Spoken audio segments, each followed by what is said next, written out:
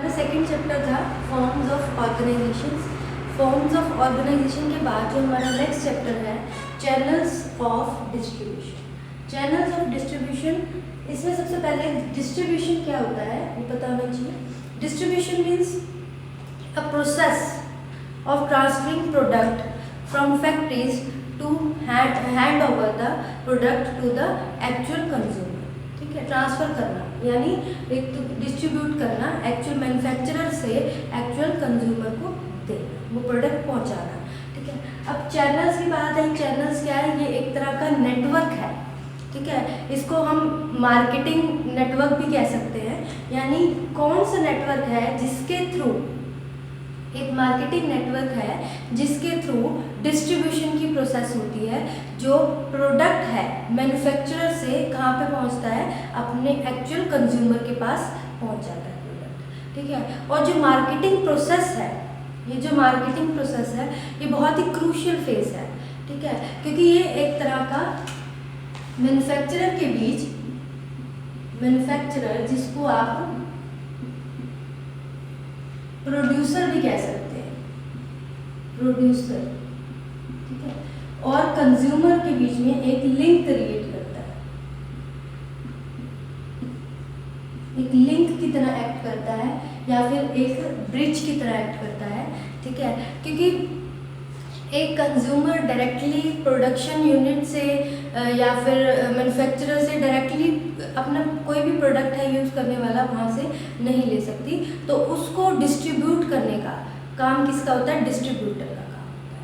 ठीक है, तो ये क्या है? जो चैनल ऑफ डिस्ट्रीब्यूशन में हम यही पढ़ेंगे। एक मार्केटिंग प्रोसेस का एक नेटवर्क होता है जिस नेटवर्क के थ्रू जो भी प्रोडक्ट है मैन्युफैक्चरिंग कंपनी से या फिर प्रोडक्शन यूनिट से कंज्यूमर के पास जो भी प्रोडक्ट है वो पहुंचता है, उसको ट्रांसफ़र किया जाता है। ठीक है, अब हम आगे चले तो इसमें जो मैन्युफैक्चरर, ये जो डिस्ट्रीब्यूशन है, ये जो डिस्ट्रीब्यूशन है वो कौन करता है? लिंक है, ये नेटवर्क, जो ये नेटवर्क होता है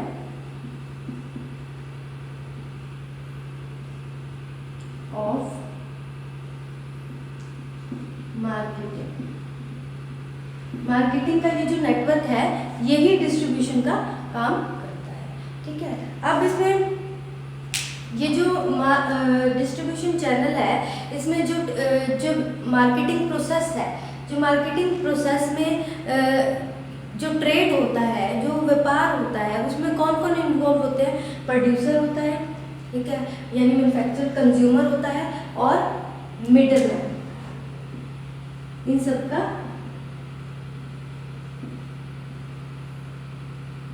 ठीक है, ये सब इसमें आ जाते हैं। उसके बाद जो चैनल ऑफ डिस्ट्रीब्यूशन है वो डिपेंड किस पे करता है?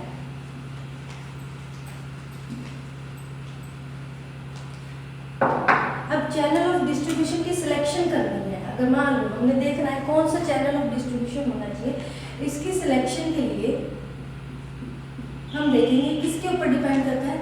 एक तो requirement of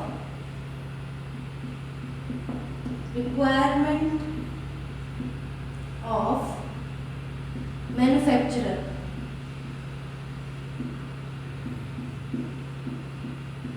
requirement of manufacturer, इसके ऊपर कैसे डिपेंड करता है भी? जो मैन्युफैक्चरर है या प्रोड्यूसर है उसको किस तरह की सेल चाहिए, क्या टारगेट है उसका, ठीक है, कितनी वो प्रोडक्शन कर रहा है, क्या रिक्वायरमेंट है अभी, सेल कितनी चाहिए, छोटे स्मॉल स्केल पे प्रोडक्शन करना है या लार्ज स्केल पे प्रोडक्शन करना है, कितना उसको प्रॉफिट चाहिए, उसके ऊपर डिपेंड करता है। उसके according he channel of distribution यानी एक मिडल मैन जो कि डिस्ट्रीब्यूशन का काम करेगा वो सिलेक्ट किया जाता है। उसके बाद नेक्स्ट है needs of consumer, needs of consumer. ठीक है, अब जो डिमांड है कंज्यूमर की वो कितनी है? अगर मान लो प्रोडक्शन उसकी बहुत ज़्यादा अमाउंट में हो रही है, कोई भी प्रोडक्ट है ज़्यादा अमाउंट में उसकी प्रोडक्शन हो रही है, लेकिन उसकी मार्केट में उतनी डिमांड नहीं है, नीड नहीं है, और वैसे ही कोई और प्रोडक्ट है जिसकी प्राइस बहुत कम है, छोटा सा प्रोडक्ट है लेकिन उसकी डिमांड बहुत है, तो उसके अकॉर्डिंग ही डिस्ट्रीब्यूटर यानी चैनल ऑफ डिस्ट्रीब्यूशन सेलेक्ट किया जाएगा। ठीक है, अगर डिमांड ज़्यादा है तो उसके अकॉर्डिंग उस पर ट्रांसफरिंग डिस्ट्रीब्यूटर किसी तरह से वैल्यू के ऊपर कोई डिपेंड नहीं करता कि हाँ भाई इस पर ज़्यादा पैसा भी लगाया जा सकता है, ज़्यादा कैपिटल भी उस पर खर्च की जा सकती है। ठीक है, तो ये नीड्स ऑफ कंज्यूमर के ऊपर भी डिपेंड करता है। और सिलेक्शन करना है चैनल और किस चीज़ पे डिपेंड करता है, nature of product, nature of product पे भी डिपेंड करता है। ठीक है, किस तरह का प्रोडक्ट है, ज़्यादा एक्सपेंसिव है, कम प्राइस का है, किस तरह का प्रोडक्ट है, कितनी उसकी डिमांड है, मार्केट में उसकी कितनी वैल्यू है, इस सब चीज़ों पे डिपेंड करता है कि हमें किस तरह का चैनल यानी किस तरह का एक नेटवर्क ऑफ मार्केटिंग सेलेक्ट करना है। इन सब चीज़ों पे डिपेंड करता है कि हमने कैसा चैनल उसको सेलेक्ट करना है। ठीक है, अब इस चैनल ऑफ डिस्ट्रीब्यूशन की ज़रूरत क्या हुई, रिक्वायरमेंट क्यों पड़ी, क्यों, क्योंकि इसकी रिक्वायरमेंट की बात करते हैं। रिक्वायरमेंट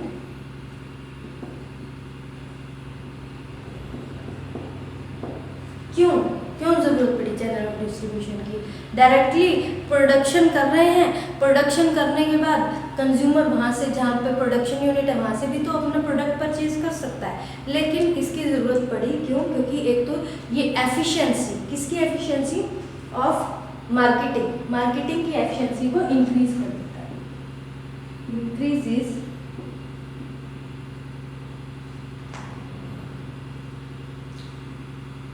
efficiency of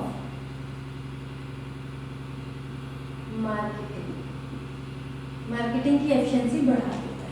कैसे, क्योंकि चैनल ऑफ डिस्ट्रीब्यूशन में मिडलमैन होते हैं, वो मिडलमैन का क्या काम होता है, उसने जो प्रोडक्ट है आगे डिस्ट्रीब्यूट करना है, प्रोडक्ट की ट्रांसफ़र करनी है, चाहे वो रिटेलर को दे चाहे वो होलसेलर को दे, जिसके थ्रू आगे वो एक्चुअल कंज्यूमर को पहुंच जाता है। तो यानी जो प्रोडक्ट है वो रीजनेबल प्राइस पे, जितना डिमांड है according to demand reasonable price पे वो कंज्यूमर के पास पहुंच जाता है। अब इसलिए ये एफिशिएंसी, मार्केटिंग की एफिशिएंसी बढ़ा देता है। अगर मिडल मैन ना हो तो प्रोडक्शन यूनिट का क्या काम है, वो मैन्युफैक्चर कर सकता है, तो वो दोनों तरफ अपना फोकस नहीं कर सकता, मार्केटिंग के ऊपर भी और प्रोडक्शन के ऊपर भी। तो उससे क्या होता है, जो एफिशिएंसी होती है एक काम, किसी भी एक काम की एफिशिएंसी कम हो सकती है। तो जो मिडल मैन है, जो डिस्ट्रीब्यूटर है, चैनल ऑफ डिस्ट्रीब्यूशन है, नेटवर्क ऑफ मार्केटिंग है, इसके थ्रू इसकी जो एफिशिएंसी होती है वो बढ़ जाती है। और क्या होती है इसमें, reduce cost of product, reduce cost of product, जो प्रोडक्ट होता है उसकी कॉस्ट भी कम हो जाती है, रीजनेबल प्राइस पे वो अवेलेबल होती है ड्यू टू मार्केटिंग के कारण। ठीक है, इस चैनल ऑफ डिस्ट्रीब्यूशन के कारण। ठीक है, और क्या होता है, क्यों की रिक्वायरमेंट पड़ी, इसमें क्या होता है, smooth flow of goods and services.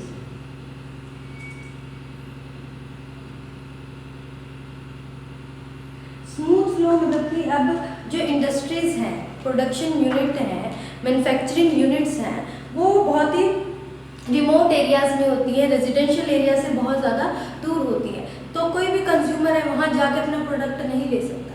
तो ये इससे क्या होता है, अब उसको आपको कोई भी चीज़ परचेज करनी है, आप क्या करते हो, आप कहाँ जाते हो, मार्केट में जाते हो, मार्केट में आपको इजीली प्रोडक्ट अवेलेबल हो जाता है।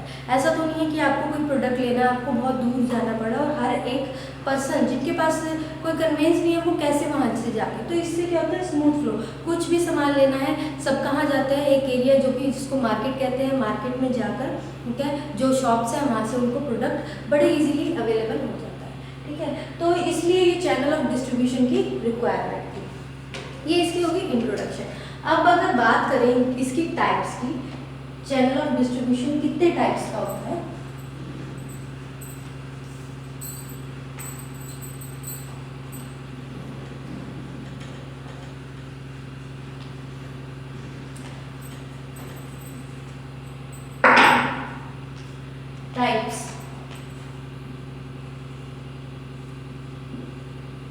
types of channel of distribution. There are two types of channel of distribution. First one is direct. Second one is indirect. ये दो तरह के चैनल ऑफ डिस्ट्रीब्यूशन होते हैं. एक होता है direct channel and second one is indirect channel. ठीक है, सबसे पहले आ जाते हैं, अब इसकी स्टडी करेंगे डायरेक्ट चैनल. डायरेक्ट चैनल जैसे कि नाम से ही डिनोट हो रहा है डायरेक्टली. इसमें क्या होता है, मैन्युफैक्चरर है,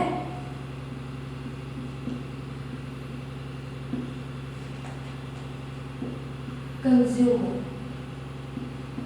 इसमें मैन्युफैक्चरर का डायरेक्ट लिंक होता है कंज्यूमर का, यानी जहाँ पे प्रोडक्शन हो रही है, जो प्रोड्यूसर है वहाँ से डायरेक्टली एक्चुअल कंज्यूमर को जो भी प्रोडक्ट है या सर्विसेज है वो उसको प्रोवाइड हो रही है.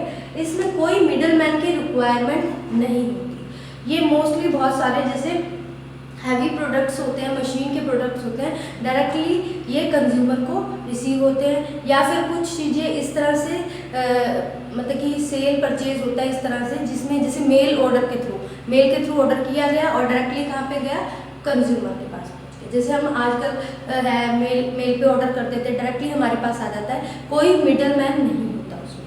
ठीक है, ऑनलाइन शॉपिंग करते हैं जो, तो उसको कहते हैं डायरेक्ट चैनल.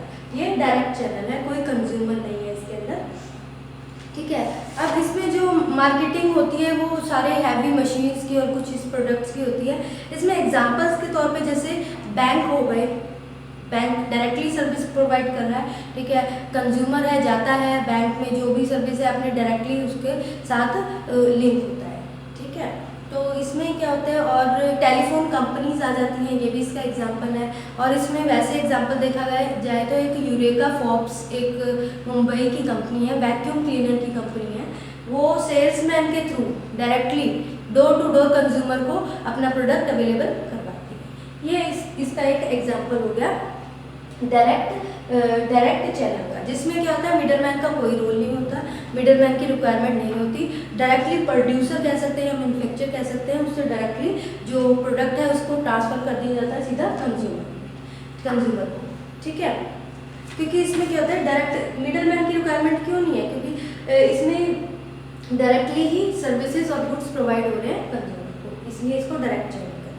अब इसके एडवांटेजेस क्या है, इसके एडवांटेजेस इसमें मैंने बता दिए पहले ही आपको.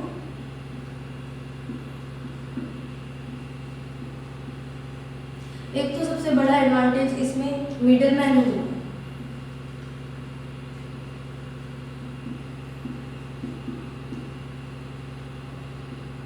ठीक है, कोई मिडलमैन नहीं है इसमें. ठीक है, अब मिडलमैन नहीं होता है इसके अंदर. और क्या होता है, इसमें कोई भी जैसे फीडबैक होता है, immediate feedback information from the consumer. ठीक है, इसमें कोई भी इंफॉर्मेशन है, ठीक है, इमीडिएट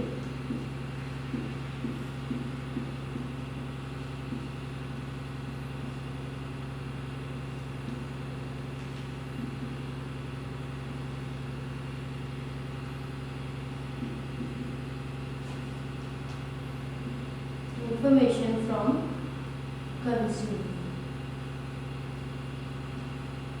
ठीक है, इसमें क्या होता है कि अगर मान लो डायरेक्टली मैन्युफैक्चरर का कंज्यूमर के साथ लिंक हो रहा है, वो डायरेक्टली उसको प्रोडक्ट प्रोवाइड कर रहा है, तो जो भी फीडबैक है, जो भी इंफॉर्मेशन है, ठीक है, वो उसको डायरेक्टली प्रोड्यूसर को मिल जाएगी, क्योंकि इसमें मिडल मैन नहीं है. ऐसा नहीं कि उसके पास बात पहुंचेगी नहीं पहुंचेगी, जो भी फीडबैक है, जो भी इंफॉर्मेशन है regarding the product, regarding everything, वो उसको डायरेक्टली मैन्युफैक्चरर को मिल जाएगी कंज्यूमर.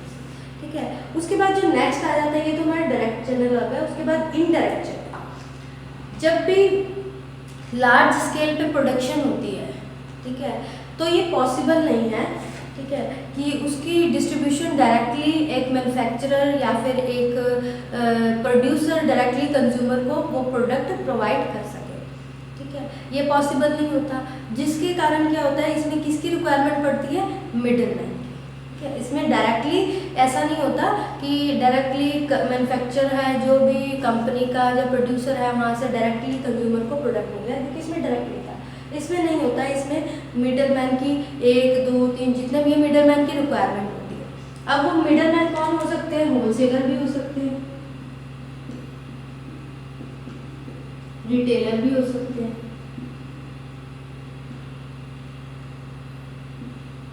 ठीक है। ये होते हैं मिडलमैन, जो क्या करते हैं, जो प्रोडक्ट है उसको मैन्युफैक्चरर से कंज्यूमर के पास पहुंचाने में, ट्रांसफर करने में एक नेटवर्क की तरह एक्ट करते हैं, ठीक है। उसके बाद आगे बात करें तो इसमें एग्जाम्पल के तौर पे जैसे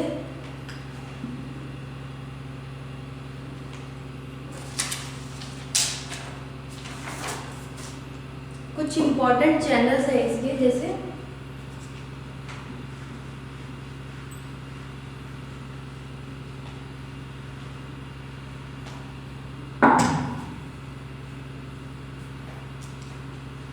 मैन्युफैक्चरर से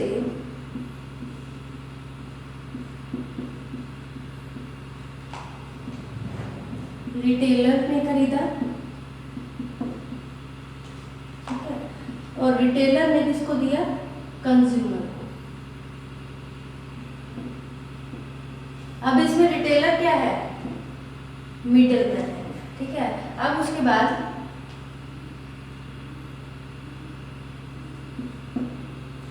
मैन्युफैक्चरर है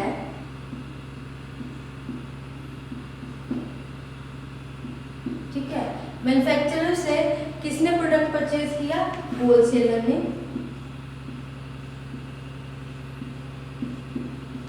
ठीक है।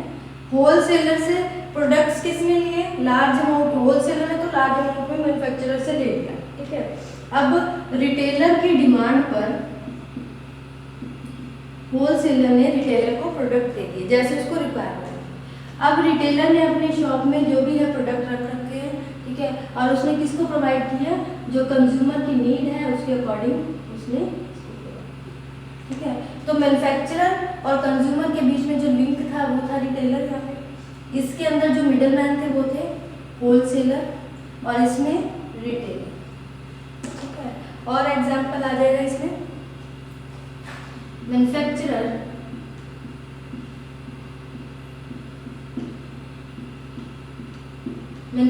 से जो प्रोडक्ट है वो कहाँ गया, डिस्ट्रीब्यूटर ने परचेज किया,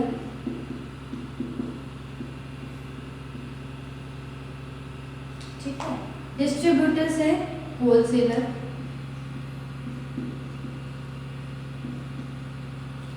होलसेलर से किसने परचेज किया, रिटेलर ने, होलसेलर ने रिटेलर को सेल कर दिया और उसने परचेज किया, और रिटेलर से फिर एक्चुअल कंज्यूमर, ठीक है।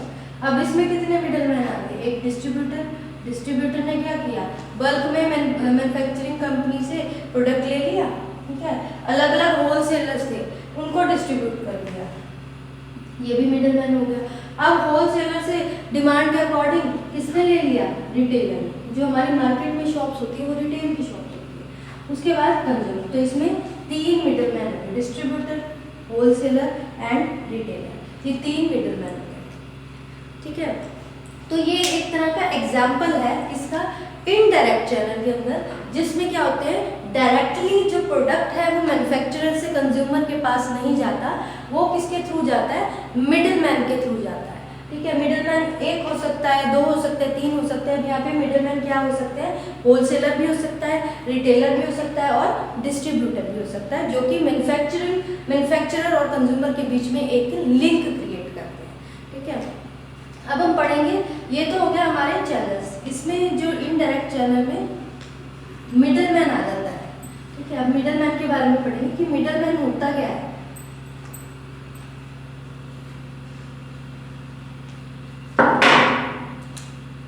मिडल मैन, ठीक है। ये जो मिडल मैन होता है ना, ये बहुत ही वाइटल रोल प्ले करता है, ठीक है, एंश्योरिंग दैट जो सेल्स और परचेज की प्रोसेस है, वो मार्केटिंग की प्रोसेस है, कंप्लीट हुई है या नहीं हुआ, उसको इंश्योर करता है, ठीक है। और ये क्या होता है, एक तरह का लिंक होता है किसके बीच में, ये लिंक होता है एक्चुअल कंज्यूमर के बीच में और मैन्युफैक्चरर के बीच में, उनके बीच में एक लिंक क्रिएट करता है, ठीक है। और ये किस में इन्वॉल्व होता है? ये इन्वॉल्व होता है सेल और परचेज की प्रोसेस के अंदर इन्वॉल्व होता है, ठीक है, जो कि गुड्स को डिस्ट्रीब्यूट करने में हेल्प करता है। सेल और purchase process in the distribution of goods और प्रोडक्ट्स की डिस्ट्रीब्यूशन के लिए, ठीक है। अगर हम इसकी टाइप्स की बात करें, टाइप्स ऑफ मिडलमैन,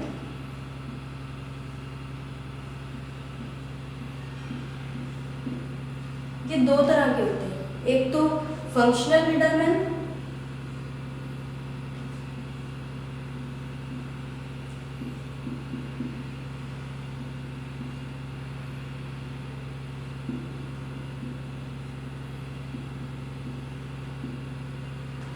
और एक होता है मर्चेंट मिडलमैन।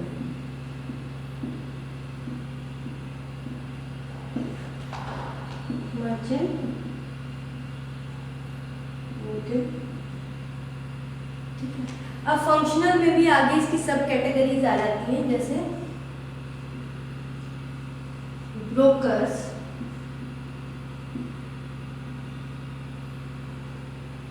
ठीक है। उसके बाद commission agents,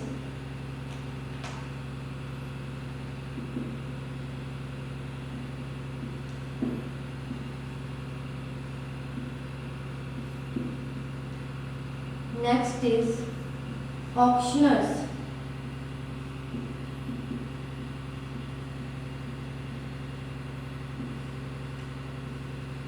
then credit agents। ये टाइप्स ऑफ फंक्शनल मिडलमैन होता है, ठीक है। ब्रोकर्स होते हैं, कमीशन एजेंट्स होते हैं, ऑक्शनर्स और डायरेक्ट क्रेडिट एजेंट्स, ठीक है। ये इसके टाइप्स होते हैं फंक्शनल मिडलमैन। अब जो मर्चेंट मिडलमैन होते हैं उसमें इसके भी सब टाइप्स होते हैं, that is manufacturer,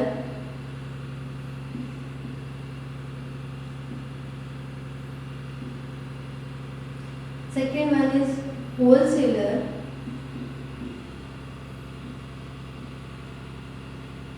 third one is retailer,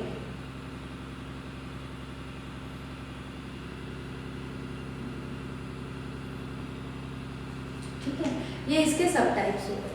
अब इसमें ये जो फंक्शनल मिडलमैन एक्चुअली होता क्या है और मर्चेंट मिडलमैन होता क्या है, इनमें क्या डिफरेंस है? जो फंक्शनल मिडलमैन है उसको क्या होता है, फंक्शन का काम होता है, उसने क्या करनी है, सेल और परचेज करनी है, उसने बस सेल और परचेज में हेल्प करता है एक तरह से, ठीक है, बस काम करना है उसने। ये नहीं कि उसने मैन्युफैक्चरर से प्रोडक्ट पहले परचेज करके रखा हुआ है, ठीक है, फिर वो आगे कस्टमर को या कंज्यूमर को उसको सेल करेगा, ऐसा नहीं होता है। इसका बस ये काम होता है कि इसने मैन्युफैक्चरर के बिहाफ पे इसको प्रोडक्ट को बेचना है, बस सेल करनी है उसकी, ठीक है। सेल और परचेज में हेल्पफुल होता है, ना ही ये किसी प्रोडक्ट में अपना नाम देता है कि हाँ मेरे नाम पे ये प्रोडक्ट होना चाहिए, ऐसा नहीं है। ना ही इसके पास ये अथॉरिटी होती है कि ये अपनी कोई शॉप है, उस शॉप में कोई भी प्रोडक्ट है वो रखा उसने, ऐसा कुछ नहीं। इसका मेन काम होता है सर्विस प्रोवाइड करना, ठीक है, यानी जो मैन्युफैक्चरर होता है, जो प्रोड्यूसर होता है, उसके बिहाफ पे ये अपना प्रोडक्ट देता है। उसके बाद इसके टाइप्स आ जाते हैं। जो मर्चेंट मिडलमैन है उसमें क्या आता है, मर्चेंट मिडलमैन, इसमें ये मिडलमैन क्या करता है, अपना प्रोडक्ट होता है, लार्ज क्वांटिटी में प्रोडक्ट है, मैन्युफैक्चरर से अपनी शॉप पे रख लिया, ठीक है, फिर उसमें अपना प्रॉफिट देखता है, ठीक है, अपना प्रॉफिट जो मार्जिन है वो देखता है, और कई बार अपने नेम पे भी वो सेल करता है। जैसे कोई भी कंपनी है आजकल, कुछ फार्मास्यूटिकल कंपनीज इस तरह से प्रोडक्शन करवाती हैं कहीं से, ठीक है, किसी यूनिट है उसको ऑर्डर दे दिया कि इतने टेबलेट्स, इतने सिरप ये बना के दो, ठीक है, और उस पर जो लेबल लगेगा वो हमारी कंपनी का नाम लगेगा, इस तरह से होता है। तो वो एक तरह से मर्चेंट मिडलमैन का काम करते हैं, ये आगे फिर वो सेल करती है, ठीक है। तो ये फर्क होता है, इसकी कोई शॉप में होती है, सिर्फ एक तरह की सर्विस प्रोवाइड करता है, सेल और परचेज की इसका काम होता है, ठीक है। और इसमें क्या होता है, ये परचेज करके अपनी शॉप पे रखता है और उसके बाद फिर उसको सेल करता है, ठीक है। इसमें इसकी टाइप्स है, कैटेगरीज हैं। सबसे पहले ब्रोकर्स, ब्रोकर्स के बाद कमीशन एजेंट्स, ऑक्शनर्स और डेलीगेट। इसमें डिटेल में नहीं करना। ब्रोकर्स क्या होता है, ब्रोकर्स का क्या काम होता है, कुछ नहीं करना इन्होंने, बाइंग और सेलिंग, प्रोडक्ट खरीदने में और बेचने में बस नेगोशिएशन करना होता है, ठीक है। जो परचेज करने वाला है और जो सेल करने, यानी तोल मोल तोल करना एक तरह से, ये काम होता है। उसके लिए इसको, जो इसने काम किया उसके लिए उसको कमीशन मिल जाता है। इसको जो इसने जो भी मतलब कि जो जैसे दाम कम ज़्यादा करवाने हैं उसमें हेल्पफुल हुआ, ठीक है, उसकी जो सर्विसेज उसने दी उसको पे कर दिया जाता है, ठीक है। ब्रोकेज के लिए उसको पे कर दिया जाता है। नेक्स्ट आ जाता है हमारा कमीशन एजेंट्स। कमीशन एजेंट्स का क्या काम होता है, ये जो बेचने वाला होता है ना, कोई प्रोडक्ट बेच रहा है उसके बिहाफ पे ये प्रोडक्ट बेचता है, यानी ये जो सेल कर रहा है प्रोडक्ट उसको क्या एक तरह की सर्विसेज प्रोवाइड कर रहा है, और उस सर्विसेज प्रोवाइड करने के लिए उसको जो सेलर है, जो बेचने वाला है, वो उसको पे करता है, ठीक है। नेक्स्ट आ जाता है हमारा ऑक्शनर्स। जो ऑक्शनर्स होते हैं, जिससे नाम से ही क्लियर है, ऑक्शन करना। ऑक्शन में क्या होता है, जैसे किसी चीज़ की नीलामी करना, वो ऑक्शन जाता है। ऑक्शनर वो जो नीलामी करवाता है। इसमें क्या होता है, इसने ये नहीं कि प्रोडक्ट को खरीद कर अपने पास रख लिया और फिर उसकी सेल की, ऐसा कुछ नहीं होता। इसने सिर्फ ऑक्शन करवाना है। ऑक्शन में क्या करेगा, ये जो भी प्रोडक्ट है, ठीक है, इसके ये नहीं अपने पास रखा हुआ है, जो प्रोडक्ट है उसकी नीलामी करवानी है, और ये जो प्राइस है वो कौन डिसाइड करता है, वो बिडर डिसाइड करता है, यानी बोली लगाने वाला। जितनी ज़्यादा बड़ी बोली होगी उतना ही वो प्रोडक्ट उस पर्सन को दे दिया जाएगा, उस कंज्यूमर को दे दिया जाएगा, इसी में ऑक्शन होता है। उसके बाद जो हमारा लास्ट आ जाता है वो है del credere agent. Del credere agent में क्या होता है, ये एक तरह का गारंटर होता है, गारंटी होती है भी हाँ इसने ये प्रोडक्ट, इसके थ्रू हमने इसको दिया है। कोई भी बड़ा प्रोडक्ट है, कोई मशीन है या कुछ भी, कोई मशीन का बहुत बड़ा पार्ट है, इस तरह से उसकी गारंटी के बेस पे वो प्रोडक्ट सेल किया जाता है।